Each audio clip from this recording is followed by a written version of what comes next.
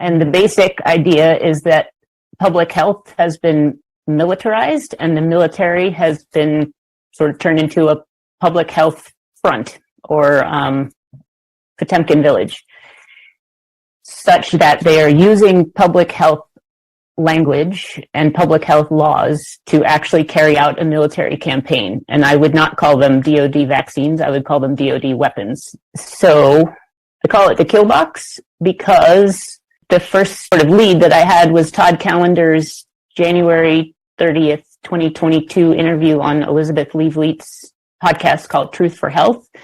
And he described it as a kill box. And then I looked that up and it turns out it's a military term for establishing a geographic space or three-dimensional area for a military attack by air and by surface to kill the people who are in it and then dismantle the kind of framework and move on to the next campaign.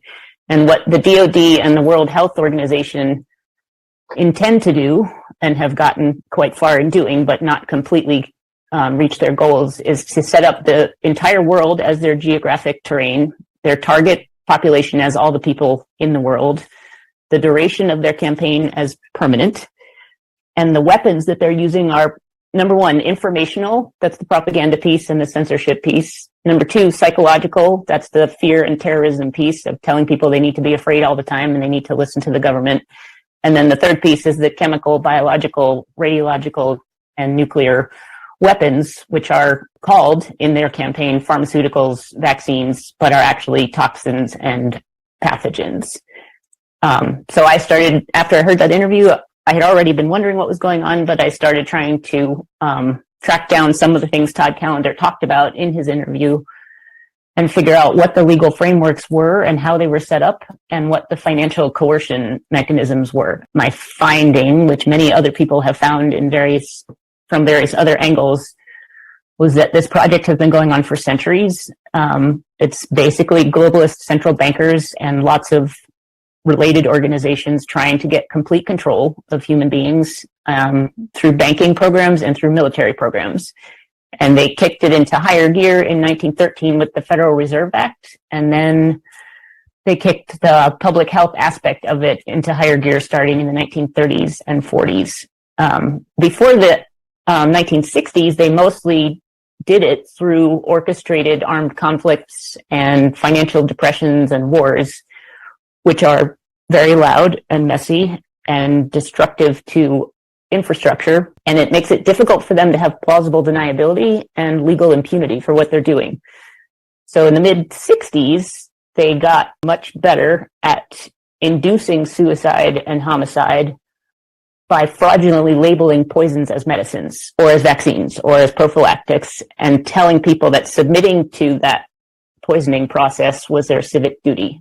And we saw that in COVID with the shorthand for do this or you're gonna kill your grandma.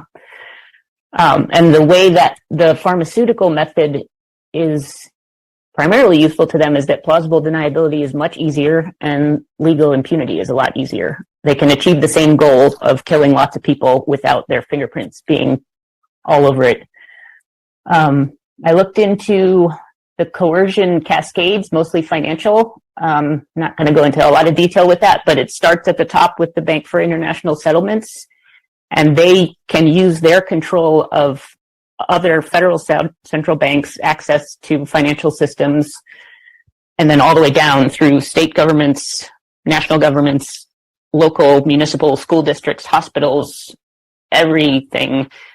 If you comply with what they're telling you to do, as far as masking and testing, isolating yourself, taking injections, then you will get the financial access that you need to run your business or to have a job. And if you don't comply, they can cut you off from those services. And so that is one of the main mechanisms through which the whole thing was carried out. And then on the legal side, at my website, I do trace it back farther, but I'm going to start at 1969 just for the sake of starting somewhere. The U.S. Congress passed a law to set up the Chemical and Biological Warfare Program. And in that law, which is 50 USC Chapter 32, there are very important key terms including protective, prophylactic, and defensive, which is how they justified doing it. They were using those words because the international community of ordinary, non-insane people were concerned about biological and chemical weapons, and they were working on international treaties to prohibit them. And so they needed to build in loopholes, and the loopholes they built in were, we're not going to do biological and chemical research and weapons development except for protective or prophylactic or defensive purposes. And that's a false characterization because all biologically active products are intrinsically aggressive and toxic and lethal. And that's where we get disciplines, or that's the thing that disciplines like toxicology, pharmacokinetics, genotoxicity, drug-drug interactions are all related to that fact that everything that goes into the human body or any living body has some effects which can be toxic. So that was the way they tried to get around that. And then the Foundational Public Health Emergencies platform came out in 1983 when Congress passed the Public Health Service Act amendment, and that set up the Public Health Emergencies program under the 1944 law that had originally set up the Public Health Service, which is a branch of the military. And it also, in 1983, Congress and Reagan set up a $30 million slush fund, and that has continued. It's got a different name now than it did then, but it's still being funded as recently as the NDAA and the Consolidated Appropriations Act in December 2022. The other thing they did in the 80s was set up the 1986 National Vaccine Program and National Childhood Vaccine Injury Act. And that's the one that set up the liability exemption for manufacturers and funneled anyone who was injured by a vaccine into this different compensation program. And that's been used as a model since the COVID started for the countermeasures injury compensation program. So the international piece, the cornerstone, is the World Health Organization, which is not a health organization. It's a military organization because of this merger that I'm talking about. It's sort of the military arm of the one world government that they're trying to set up. And they did a set of amendments to the international health regulations in 2005 that entered into force in June 2007. But basically, the IHR, which are currently going through another round of amendments to make them worse, called on national governments to strengthen their own domestic laws and fund more programs for surveillance, testing, detention and quarantine, physical control, and forced treatment during international outbreaks of communicable diseases. And the pretext that they used, because it was bankers who were doing this, was that they needed to protect international trade from disruptions caused by disease outbreaks. But the real intent was to set up these legal systems that transfer sovereign government from the nation state to the World Health Organization and the BIS automatically when a public health emergency of international concern has been declared. And Congress and U.S. presidents and the cabinet complied with that demand from the World Health Organization. So two of the key years were 1997 and 98. That was when the beginnings of the emergency use authorization program was set up and when they transferred the CBRN weapons stockpile from DoD classification, I guess, to HHS or CDC classification and control. It was the same products, as far as I can tell. It was just a relabeling and a rehoming of them. And the EUA, that was kind of a two-step thing. At the time, the public was really upset about the use of unapproved vaccines for anthrax on military troops and the horrible adverse effects they were having. So Congress passed a law in November to kind of revoke authorization for testing or using unapproved products on military troops. But 3 days later, in a different law, made it so that the same programs could be done, but the target population would be expanded from just military troops to the entire American population.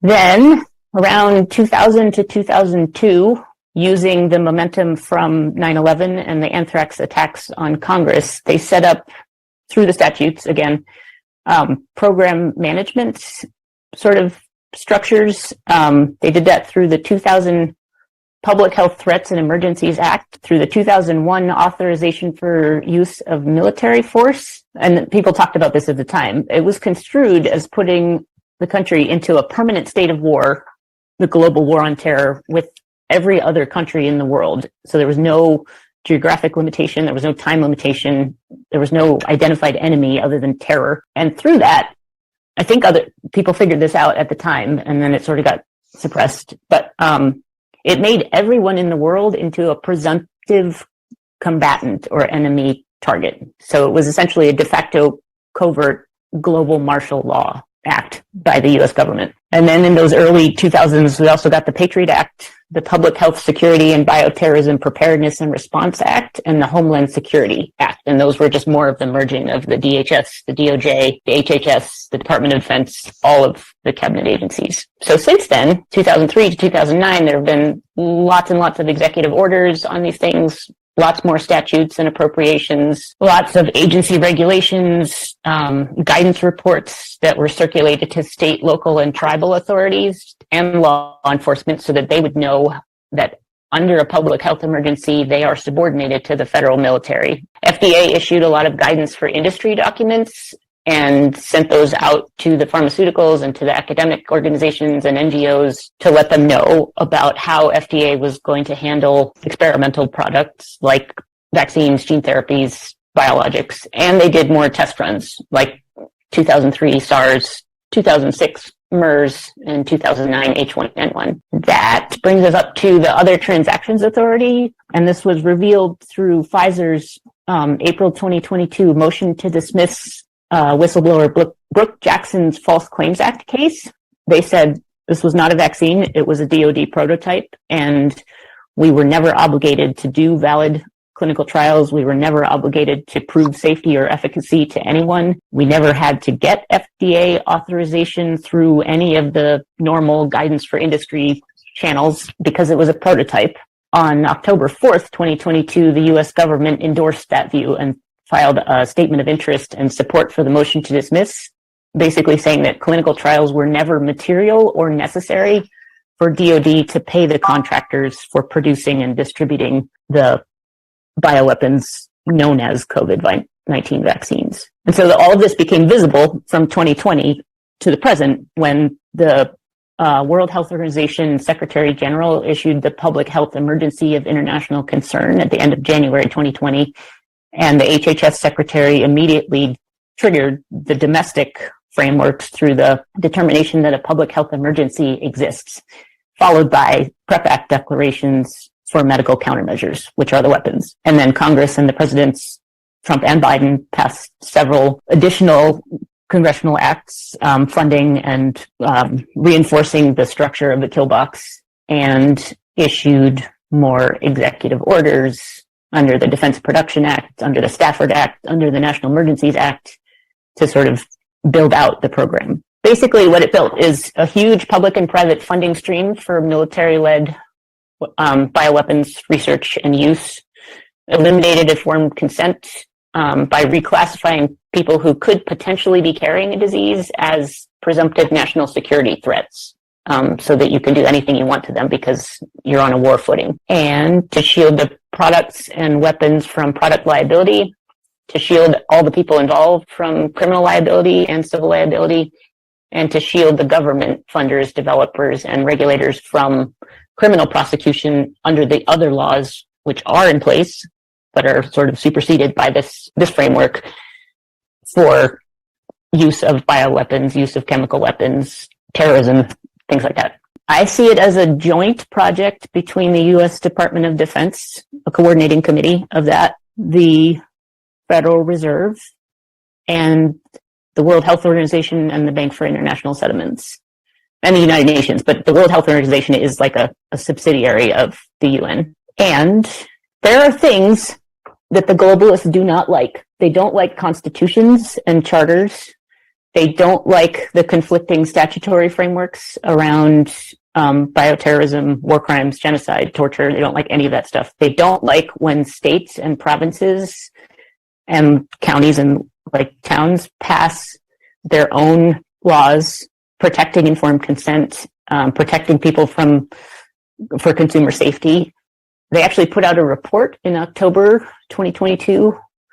State laws limiting public health protections hazardous for our health. And there's a whole bunch of things in there that states have started doing that the globalists do not like. So doing more of those things, more bringing control back to the state, more using Article 10 of the Constitution to reclaim state authority.